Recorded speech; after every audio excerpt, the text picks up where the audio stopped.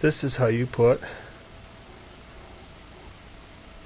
about 57, 58 gallons of water in a 49-gallon aquarium.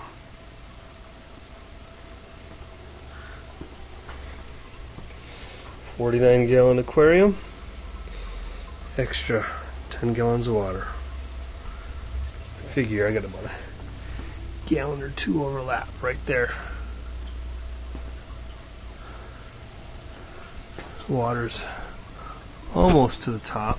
Well, it's to the top here, but I mean it's almost all the way. I only have half the tank that's still got air in it because it's not all that fun sucking water when you mean to be sucking air.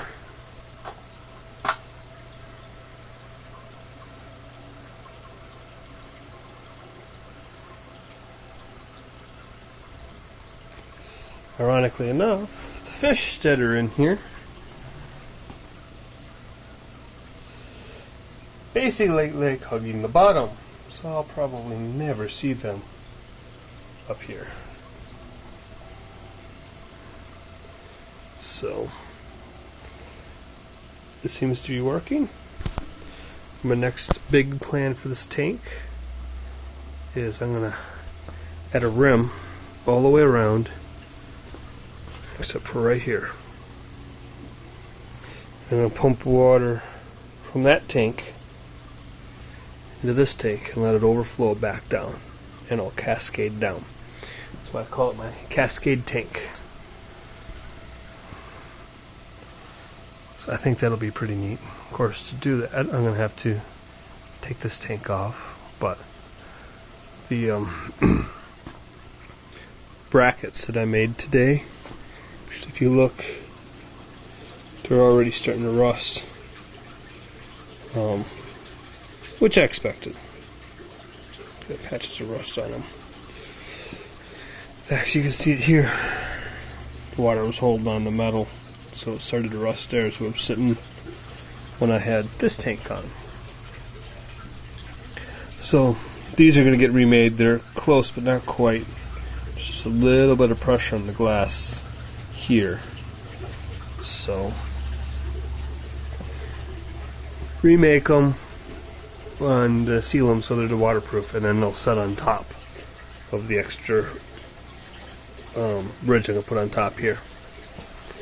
And then I'll let that tank overflow into the one below. I think that'll look really, really neat. I'll have so much water in this 49-gallon tank that it flows right over the top of it. So I'll probably see if I get my 5-gallon aquarium back at some point in time. I'm not sure if and when I'm gonna get it back. I lent it to the neighbors for a turtle, and they can have it for as long as they have a turtle, which might be another month, it might be another 6 months, might be another 2 years. However long they need it, they can have the tank. But when I get that back, I'm gonna set the 5-gallon here, and then that'll give me enough room so that I can still keep that little trickle filter there. Although maybe I'll take the trickle filter out. I'm not sure yet. I haven't decided. With the moving water coming off down the face of this, there'll be enough agitation and surface movement that I won't need the filter. So I would consider this upside down aquarium a success, and that one, well, that one's a failure.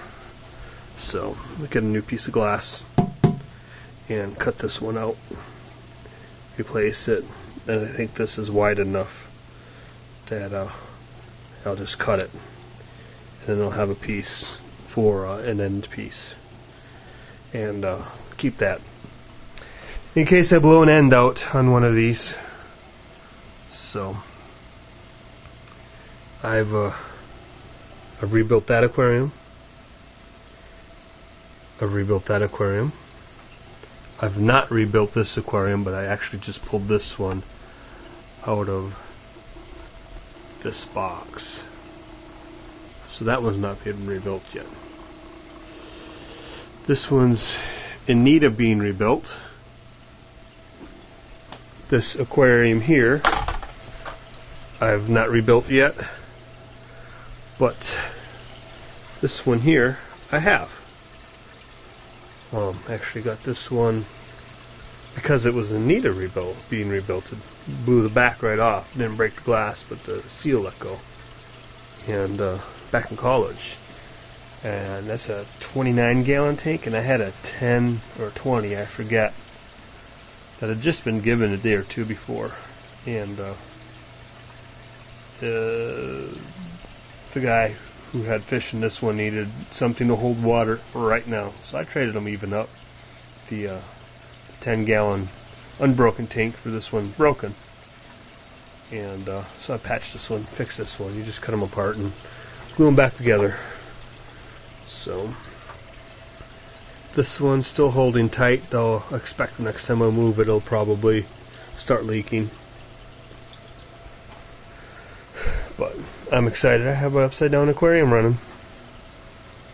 Now I just need to move these guys into a different tank and put different fish in here so that they'll go up here. Maybe I'll just throw guppies in here. I wonder if these guys will tear guppies up or not.